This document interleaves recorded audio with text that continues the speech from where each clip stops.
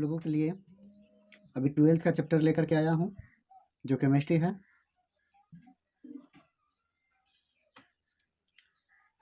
HBS classes में आपका welcome है।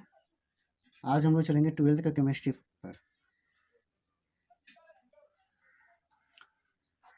आज जो टॉपिक हम लोग इनिशिएट करेंगे उस टॉपिक में जितने भी बातें होंगे सब बातें बोर्ड मॉडल से रिलेटेड होंगे, और ये चीज़ आपको बोर्ड में भी इसे क्वेश्चन एराइज किया जाता है। इसमें हम लोग जानेंगे पी ब्लॉक एलिमेंट के बारे में। मतलब पी ब्लॉक के तत्व, पी ब्लॉक के क्या चीज़ के बारे में जानेंगे, तत्व के बारे में। चलिए हम पीरियोडिक टेबल का कुछ इंफ्रास्ट्रक्चर के जो पी ब्लॉक में जो एलिमेंट आते हैं उस एलिमेंट को हम लोग जानेंगे।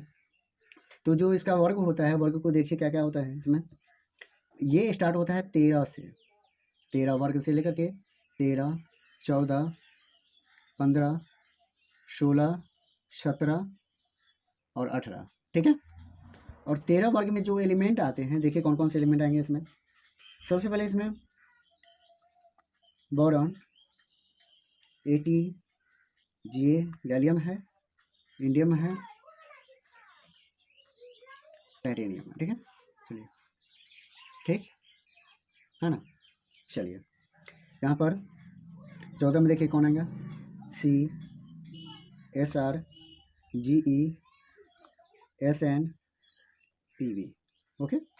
15th में देखिए कौन से आएंगे, नाइट्रोजन, फास्फोरस, उसके बाद है आर्सेनिक, उसके बाद है एंटीमनी जिसको एस भी बोले जाते हैं, और बिस्मथ जिसको बी है।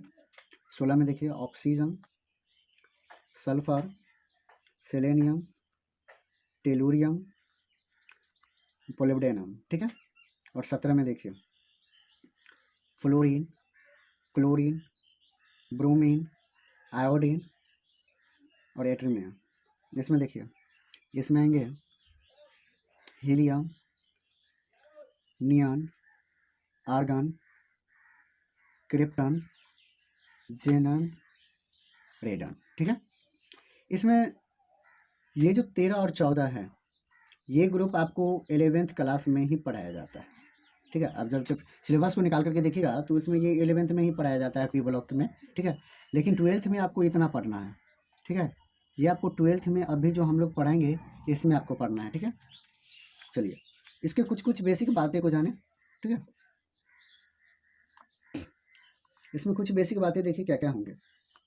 सबसे पहले आता है इलेक्ट्रॉनिक कॉन्फ़िगरेशन, जिसको बोलते हैं हम लोग जो परमाणु का विन्यास होता है,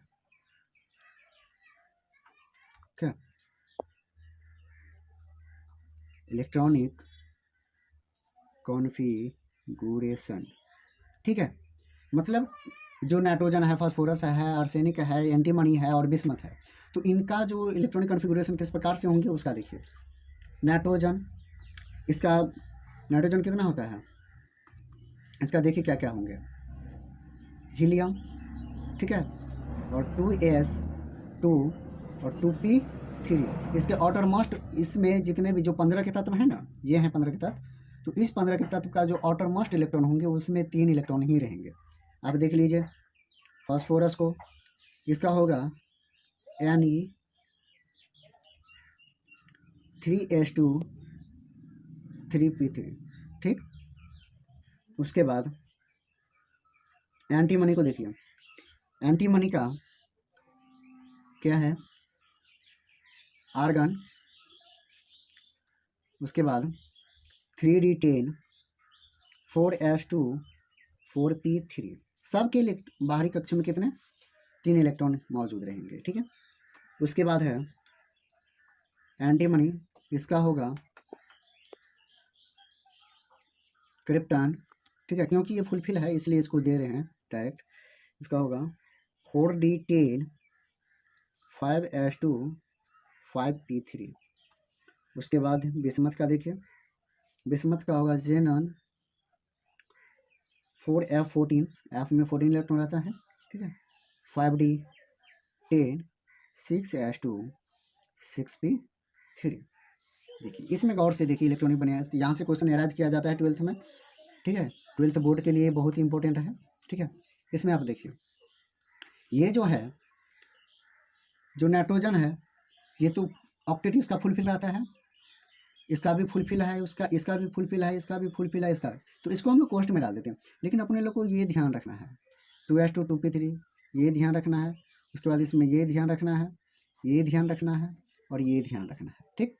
अब आइए इसका कुछ आउटर मोस्ट से हम लोग क्या समझते हैं। जैसे मान लीजिए इसी को ले लीजिए, बिस्मिथ का ये, ठीक है, बिस्मथ का यहाँ 6p यहाँ पर 3 है, ये 6 क्या बता रहा है, 6 ये बता रहा है जो आपका पीरियोडिक टेबल का जो ये आवर्त सारणी होते हैं, सारणी में जो ये रो है, तो रो को ये बताता है, ठीक है। ये आपको किसको बताता है, पीरियड को बताता है, पीरियड, ठीक है, जिसको हम लोग बोलते हैं आवर्त को। पी ये ब्लॉक को दर्शाता है, कौन से घर में ये रहेंगे, और ये जो 3 है, 3 बताता है आउटर मोस्ट इलेक्ट्रॉन, मतलब बाहरी कक्षा में उपस्थित क्या चीज़, इलेक्ट्रॉन, इलेक्ट्रॉन, ठीक है। चलिए और कुछ इसकी इंपॉर्टेंट बातें देखिए।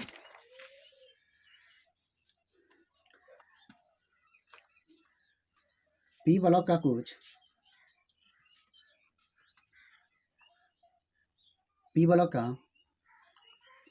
कुछ बेसिक टर्म्स आप लोगों के सामने मैं रख रहा हूँ अभी, ठीक है। तो देखिए पहला टर्म्स क्या है, पहला है कि नाइट्रोजन और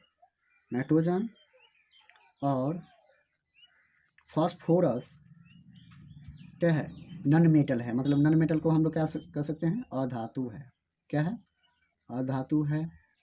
जबकि वहीं कौन, एंटीमनी, जिसको आर्सेनिक बोलते हैं ना, एस, आर्सेनिक आपका क्या होगा, भी अधातु होंगे,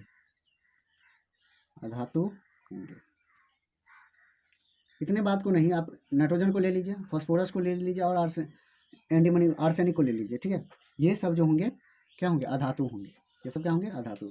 दूसरी बात ले लीजिए, एंटीमनी को हम लोग एसबी से डिनोट करते हैं,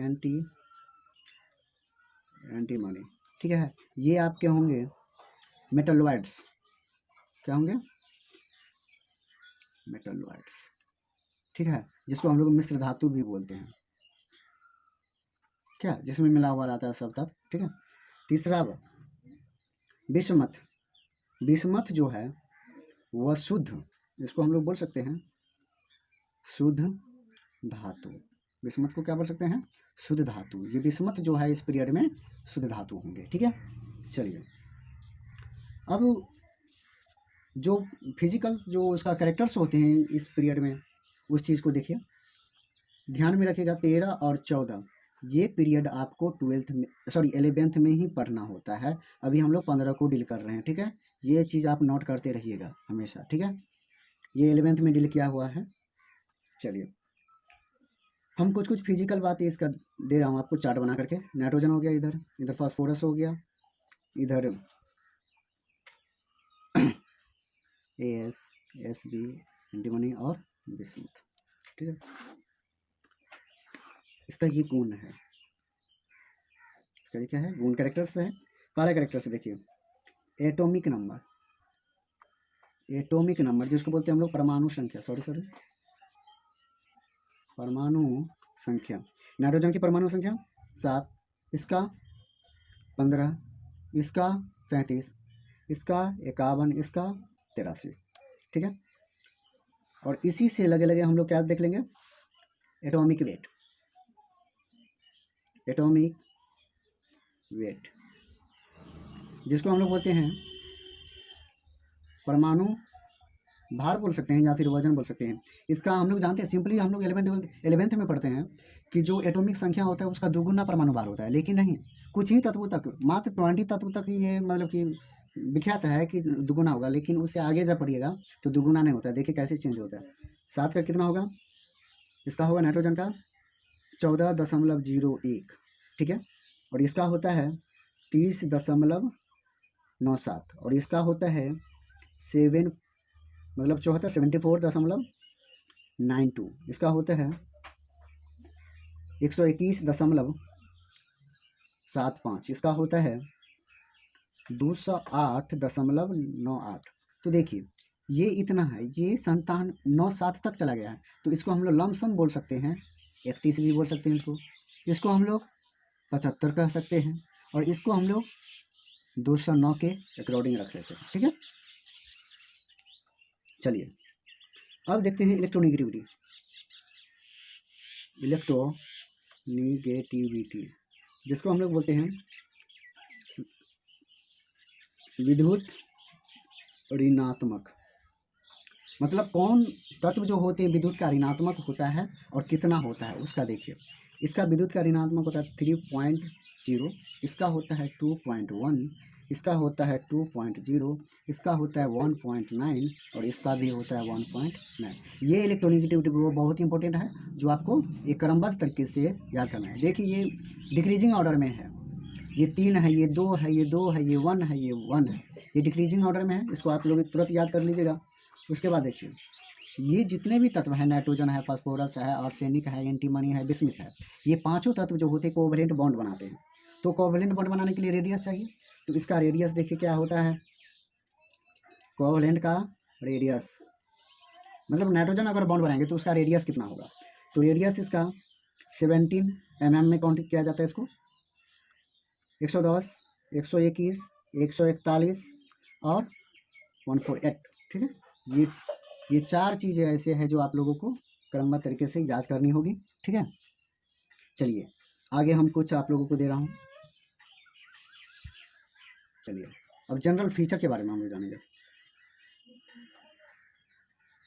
जनरल फीचर मतलब जो हम लोग जानते हैं सामान्य गुण, या हम लोग विशेषता भी बोल सकते हैं इसको। ठीक है, तो हम लोग जानते हैं कि जो नाइट्रोजन होता है वह वायुमंडल में कितने होते हैं, 78%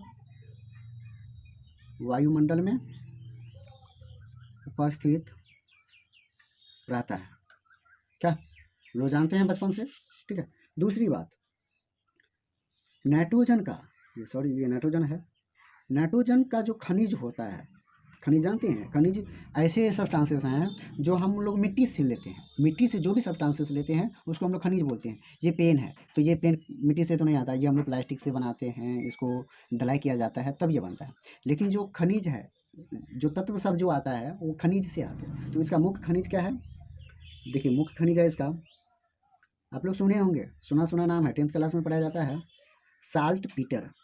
इसका नाम आप लोग सुने होंगे, हाँ साल्ट पीटर। ठीक है, इसका फॉर्मूला होता है KNO3। क्या होता है इसका, KNO3। और दूसरा है इसका Chile saltpetre, Chile saltpetre, उसी का चचेरा भाई है ये। ठीक है, दोनों एक दूसरे से रिलेटेड है लेकिन फॉर्मूला इसका सेम नहीं है।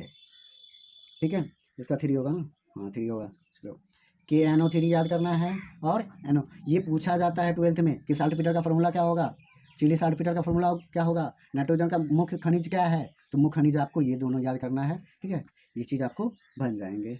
ठीक है, और तीसरी बात है नाइट्रोजन का जो कंपोनेंट होते हैं किस चीज़ में ये यूज किया जाता है, तो दूसरा प्रयोग किया जाता है उसको न्यूक्लिक एसिड बनाने में। न्यूक्लिक एसिड, ये न्यूक्लिक एसिड आपको DNA और RNA, जो आप बायो में पढ़िएगा कि DNA और RNA क्या है, वहाँ पर नाइट्रोजन का DNA और RNA का जो फिगर बनाएंगे उस फिगर में नाइट्रोजन कहाँ पर उपस्थित रहता है उस चीज़ को वहाँ पर आप लोगों को दर्शाएंगे। ठीक है, न्यूक्लिक एसिड हो गया, तथा प्रोटीन बनाने में, ठीक है ना, प्रोटीन बनाने में, सॉरी प्रोटीन का क्या है, अवयव है। ठीक है, और कुछ 2 बातें रह गया है उसको हम डील कर दे रहे हैं। ठीक है,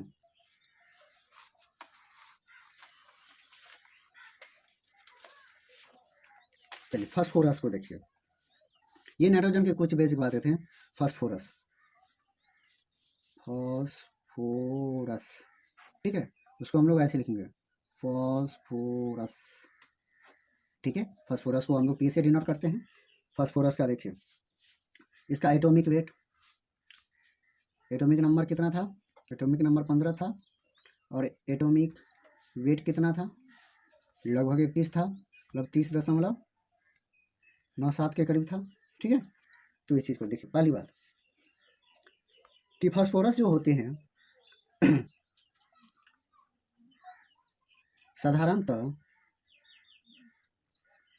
साधारणतः ये वायुमंडल में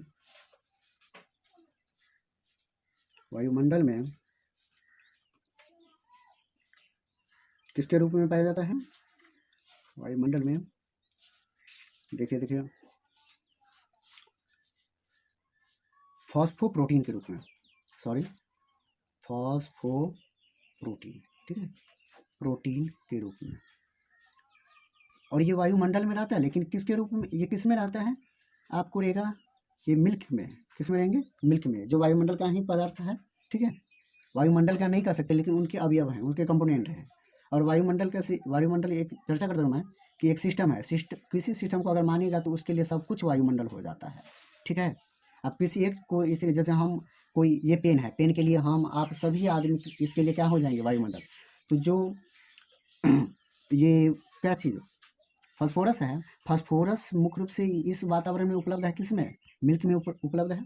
दूसरी बात, यह पेड़ तथा जंतुओं के लिए आवश्यक है। आवश्यक है किसके लिए? ये मजबूती प्रदान करता है, मजबूती प्रदान करता है। ये मजबूती क्या चीज़ को प्रदान करेगा? तो ये जैव सेल बनाता है। दूसरा है, जो जंतु में हड्डी होती है उसको ये मजबूत प्रदान करता है। ठीक है दोस्तों, आगे वीडियो आपको इससे आगे जो इसके नाइट्रोजन के तत्व होंगे उस चीज़ को हम वीडियो पोस्ट करेंगे, ठीक है। तो इस वीडियो को लाइक कीजिए, सब्सक्राइब कीजिए, और जहाँ तक हो चैनल को बढ़ाते रहिए।